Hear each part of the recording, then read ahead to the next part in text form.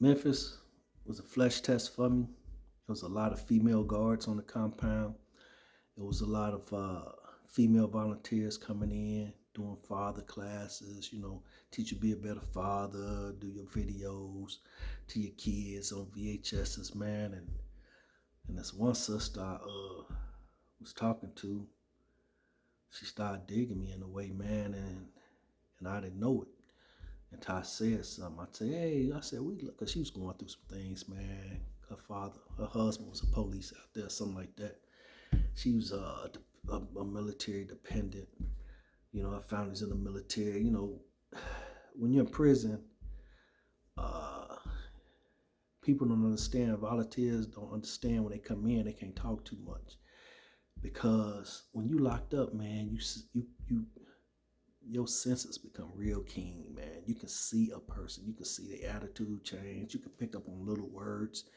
And this little word, you can read their whole life, man. It's almost like you become psychic. Prisoners can become psychic in that, right? Just saying that in a crazy way. But I reverted back to like one of my old ways, like I was before I got locked up. And I'm just talking to this lady during the class, man, and I didn't know I had her, man. And man, I forgot her name though. I said, we care for you. And in front of everybody, she said, I love you too. I love you too. And she said it too many times, man, where people start looking at me crazy. And see the danger part of that, because you'll have people going back telling COs that this lady said she loved this dude.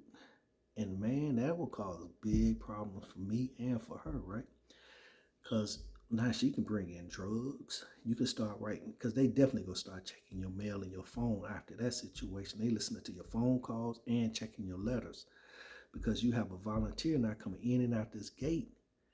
What is she bringing in?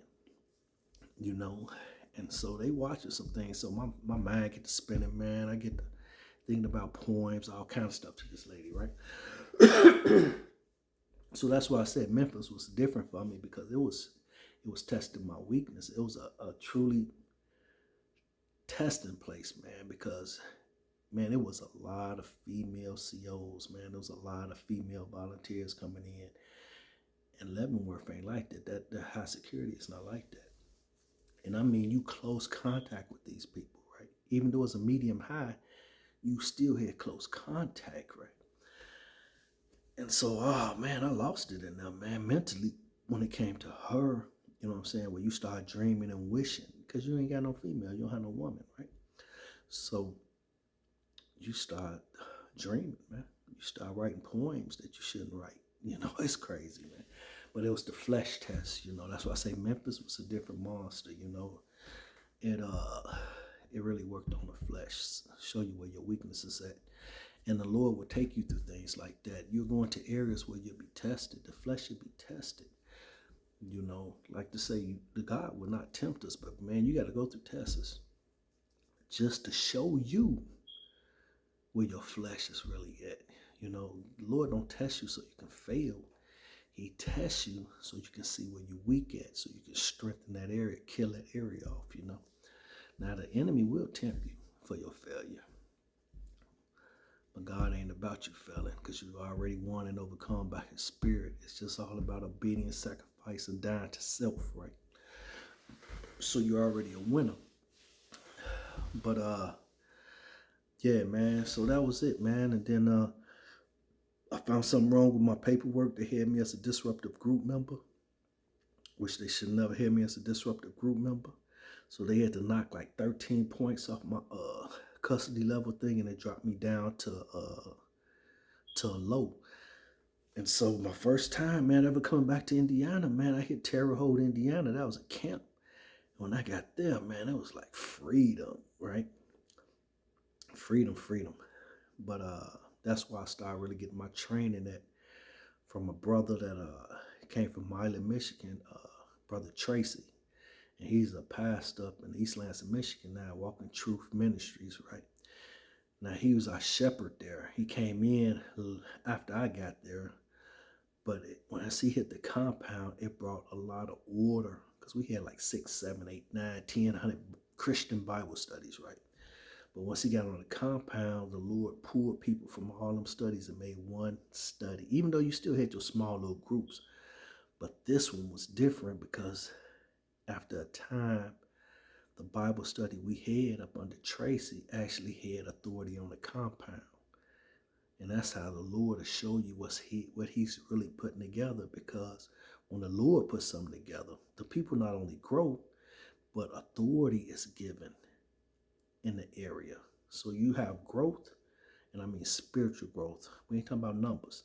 You have growth and you have authority given with that growth, where you'll actually have the ability to regulate, to operate in that area when you ain't supposed to have it, right? And that's that kingdom. That's that kingdom governmental operation that we've been dealing with lately. But yeah, that's when I really started to grow. That's when I first started teaching.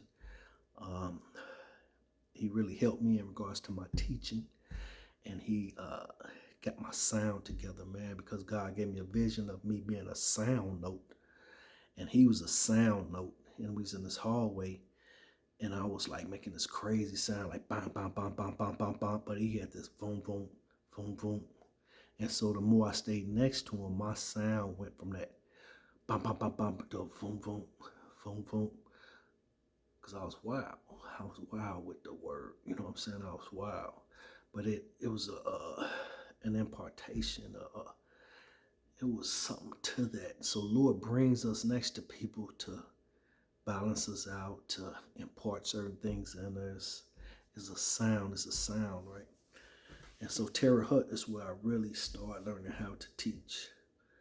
I learned how to teach, but also that's when I was able to enter through the 3 gates to get into the sheepfold. And that was in Terre Haute, Indiana. I call it Terre Haute, whatever. But that's when I entered into the sheepfold, and he started trusting me as a shepherd over his sheep, because I entered to the 3 gates, and he showed me a brother that broke in, that entered to a different way. And that brother was also trying to be a leader of a Bible study, but he wasn't. And the Lord showed me in a vision how he broke in and he climbed up the wall, but he had entered through the 3 gates. And the only way to enter to these 3 gates, you're going to be asked a question. And the question I was asked was this: why are you here? And I said, I love your people. I love you. And one gate open, he asked me, why are you here? And it was about loving him and loving his people. And then you enter to the next one. Why are you here? You get asked 3 times, why are you here? And it was about loving him and loving his people. And I think that's why he asked Peter 3 times too. Feed my sheep. Do you love me? And do you love me? And do you love me? But you have to enter these 3 gates to enter the sheepfold. You just can't enter the first one. You can't just enter the second. You got to go out do all 3 of them to enter to the sheepfold, right? And you have to know his voice to be able to enter into these 3 gates. It's strange, but I didn't make this up. I mean, this was here before we was born, but that's just the way the Lord did it. And there's a lot of people that's in the sheepfold, claiming they're shepherds, claiming they this, but they broke in, man. They broke in. And you can be a shepherd, man. You can be a pastor. You can be whatever you want to be. And like I said, you can be what you want to be. But man, it's a way you got to do a thing. And you have to enter to that narrow gate, man. You got to enter through them gates. Here's the gate to the sheepfold, man. You got to enter through him.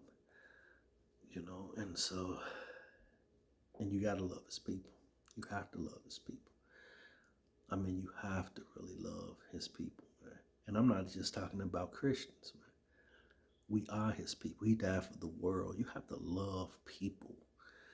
People just trying to love just the people that's saved. You didn't enter the sheepfold. You didn't enter the 3 gates. Because the Lord, first of all, died for the world. He didn't die for people that was already saved. They weren't even saved yet. And so that's just the way it is, man. But that's me, man. That's Brother Phil, man. Oh, yeah. And I didn't have to do the whole 15. And that's a blessing I came out the military prison, because people told me They said, man, if you would have stayed in the military prison, they gonna snatch you all. They was gonna stretch you out to the end of your sentence. And they said it was a blessing. Dudes in the military prison was hoping to get shot down to the feds because the military is hard on people. That's when it comes to guns and drugs and things like that, right? But the feds not. So when I get to the feds, they actually had a parole board for me. Now, if you get sentenced fed time, dude, you're doing 85%. But I was sentenced military, so it was like state time to the feds, and I didn't know that. So thank you, Lord, right? That I got sentenced in the court and not taken to the feds and sit on the outside court, right? But so I go to the parole board while I was in Memphis, and they gave me parole, man. I got out in like 2001, something like that. 2001, so I only had to put in 7 years. And I think I could have got a little earlier, but while I was in Colorado, I messed up and got a shot, right? I got a 200 series shot, which means I got a write-up. Blackmail and extortion of a CO, right? Which was some junk. This dude was asking some crazy questions to people, and I just turned the tables on him. And he got mad, and they locked me down, man. They shakedown unit came in and took everything out of my cell and shot me in the hole, right? They let me out like 2 weeks later. And when I got back to the unit, dude was like, hey, man, you was the first dude I ever locked up, man, that I felt bad about. Man, because I was a good dude, man. I was a good dude. And he knew he was wrong. And he even lied, talking about I was trying to blackmail and extort him when I didn't. He was trying to get people to tell him whoever was bringing weed in the unit, right? And I said, it was you. And he said, huh? I said, hey, man, if somebody put a kite in the mail, in your mailbox, it's going to have your name on it. And I said it too many times, and it made him mad. And so I didn't know, man. They came in, they shot me in the hole, man. So that's how that would go. So don't be playing with them guards, man. They can turn the tables on you. But that's my life, man. That's my testimony. I get out in 2001, something like that. But I know I did. I put in my 7, and look at that. That's 7. Just think about this. Check this out. I did 7 years in the military, 7 years in prison. That's 7. 7, 7, 7. I can smile about it because it's 2 7s. Yeah. But anyways, yeah, I did 7, 7. I get out, man, and I've been soldiering for Christ ever since then, man. I get out. Like I said, I wasn't born in the church. I didn't know nothing about church. So I got out. I started going to churches. I've been to my churches. You know what I'm saying? I did some church times. I did some good times. I did some bad times. We all go do good times, bad times out here, right? Man, the Lord been taking care of me, man. I swear he has. He's been taking care of me, man. And I love God. Man, I love his people. Like I said, I'm not just talking about Christians. Man, I'm talking about people. Man, I love people, man. I really do, man. And I feel like an old dude telling you this story, right? I've been in Christ a long time, man. And I swear I'm behind on a lot of things, right? But God just convicted me by saying I was behind on a lot of things. I think that's just part of my being impatient. My impatient. But man, I love God, man. And I know I have a family, man. I have a wife, I have children and all that, but man, without him, I'm nothing, man. And when I mean I'm nothing, man, nothing compares to the Lord, man. I mean, have you ever had everything taken away from you and I mean your life taken away from you, the life you thought was your life, and the Lord come in, man, and just teach you and be with you, man, and reveal himself to you. I look to the side a lot, but I can't do nothing without him, man. I don't know, man. I can't even love nobody like I love him, man. Man, he did something to me, dude. I ain't gonna lie to you, man. The Lord really did something to me, man. And And this life ain't nothing without him.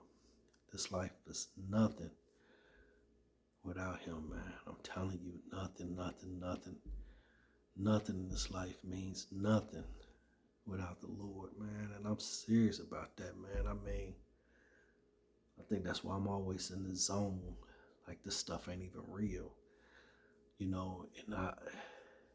And I find myself sometimes not even taking care of things like I'm supposed to take care of things, because I say, man, this stuff ain't even real anyway. It's all real. It's all temporary, right?